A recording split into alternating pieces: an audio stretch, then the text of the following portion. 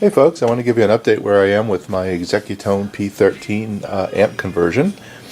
I've got quite a bit done, but I'm still a little bit further away from testing it out.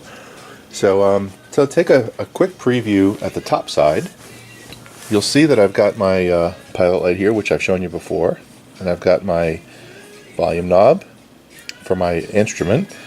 I've got the volume knob, this is the tone knob right here. And this is the volume knob for the microphone input. Again, this jack is for the instrument input. This is also for an instrument input. And this is going to be for a microphone. Okay? You'll see here that I've got tube clips installed on all the tubes at this point. I decided that since this thing will be bounced around quite a bit, we're going to put tube clips on everything. And that was a good suggestion by our friend John from Arkansas. And he said, hey, go for excellence. And he's absolutely right. Why do half of them? So, as usual, John is right. So that's cool. And here is our output transformer. Alright, and that's made for this specific model Fender. And you'll see that it's made by Revisit. Let's flip it over and take a look at what's on the other side. I'll be right back. Alright, so you'll see a lot of spaghetti under here. So I'll explain what this is all about. So you've got the circuit board mounted here, right, which I've showed you before, and I've got all the wires running to the appropriate 6SC7 tubes right here, and then I have all the wires going to the 6V6 tubes, and of course to the 5Y3 rectifier. And I've got my volume, tone, and volume controls all wired. And I have a capacitor here which needs to go to ground. And I haven't gotten my input jacks connected yet.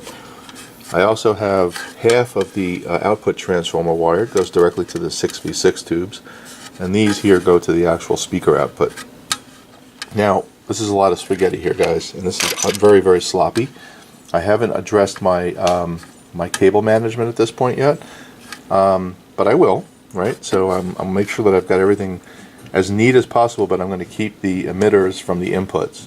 Right? That was the issue I had with the last amp, right? Was that I had all the wires mixed together. I'll still need to dress these and make sure that they're properly connected. You'll see here that I have the fuse holder installed, and I also have a power cord going in. And looking on the inside, my power is obviously coming in here. I have a lead for a ground, which I haven't connected yet. I have one side going to the fuse holder right here, okay? And then I have the other side going to, right at the moment, just a wire cap that goes to the transformer. So I don't have an on-off switch installed yet. But I put that in case I want to do a quick test. I haven't powered it up yet though.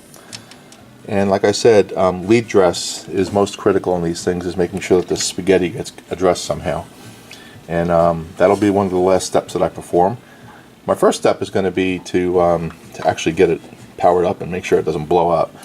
So on these volume, tone, and volume controls, just to point out a few things here, you'll see right there, there is a 0.0005 cap that goes between the center of the volume control and the tone control.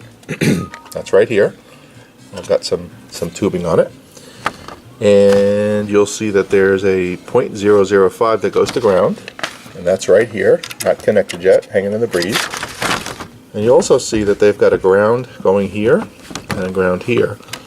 And what I did is I ran a piece of jumper wire from here across here and comes to ground and goes to this ground lug right here. Okay, so that's that.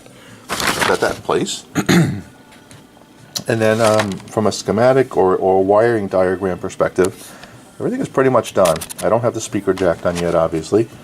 I don't have the input jacks done. I haven't highlighted this yet, but I've completed most of this. And I don't have the power on switch. So that's where we are. I'm also, thinking about how I'm going to make this thing look when it's complete. And I've already told you in the last video that that I'm going to paint the actual grill cover black. And one last thing I want to show you on this is the faceplate that I've designed. So let me bring that up. Before I show you the faceplate, obviously I'm going to cover this faceplate with something. And in order to do that, you have to take careful measurements, obviously. you've got, you know, connections and holes, and you've got height, and you've got centers of holes that have to be measured. I want to show you the template that I've created, and then we'll see what the final product will look like. Let's do that. Alright, so what you'll see here is I've measured the front plate here, and you'll see that I've got 17 inches across, 3 inches top to bottom, and I've looked at all the holes that are in the front of the plate here, right here, and I've noted that they're all exactly 1.5 inches down to the center, right here. I've got the same thing here and here. And then what I did is I measured the distance from left to right. So you'll see on the first hole, it's 1.5 inches down, and it goes 1.75 inches to the first hole. If I go to the next hole, right here, you'll see that it goes at the 4-inch mark. You'll see the next hole goes to the 6 1/4. The next one goes to 8 1/2. This is all from the left. Next one goes to 10.75. Next one goes to 13. Next one goes to 15 1/4. Okay, and you'll see that this 15 1/4 hole right here goes all the way up, and that's the last one. So that's my template. Then what I did is I designed what I wanted to look like. So I drew it out again, 17 by 3, and I've indicated what the hole should be. So the left one is the lamp, instrument volume, tone, mic volume, instrument 1, instrument 2, and microphone input.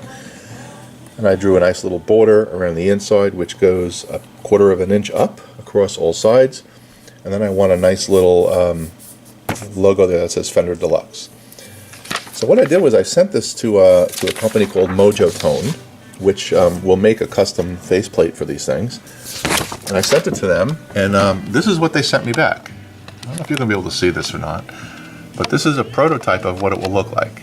And you'll see they've got the Fender Deluxe in there, and they've got everything drawn out to the specifications that I created on a CAD program. And what they'll do is they'll put this in a CNC machine and create it. The cost is about $28, which is reasonable. And what I'm going to do is a nice deep gold color, which I think will look really, really nice against the black gloss cage that I'm going to have. So this is in the process of being made, and once that's made, I'll get that and I'll put that on the faceplate of the chassis, and I think it's going to look extremely sweet. So so that's where we are with the faceplate. There's just one last thing I want to show you, and then we'll wrap this one up. If you recall, this is what the amp is going to look like when it's done. It's going to have this cage on it, painted gloss black. I'm going to have handles, a handle right here, and a handle on this side. And I just explained I'm going to have this gold faceplate here. There's one last thing I had to do just to make it authentic, or at least authentic looking, and that's going to be to install this Fender name tag. And I'm probably going to put that like right there. That's what I'm thinking. It'll look really nice. It'll cover up this logo that says Executone right there, and I think that will look extremely sweet right there. It is a Fender circuit. Obviously, it's not an authentic Fender product, but it is going to be a Fender circuit. So I think I have every right to celebrate that. So that's what this is going to look like when it's done. And again, I'm waiting for that faceplate to be created, but that's going to look real nice. So I'm going to continue with the wiring. I am going to be away for about a week. I leave Friday, and I'm going to come back on Saturday the 20th. So you're not going to see anything from me for that week. But I'll try to post one more update before I leave, and if I don't, I'll see you when I get back on the 21st. So that's where we are with this amp. It's coming along nicely, and I can't wait to power this thing up and see what it does. It's going to sound really, really awesome. I know it is. All right, that's it for now, folks. This is Ron. Have a great day. Bye.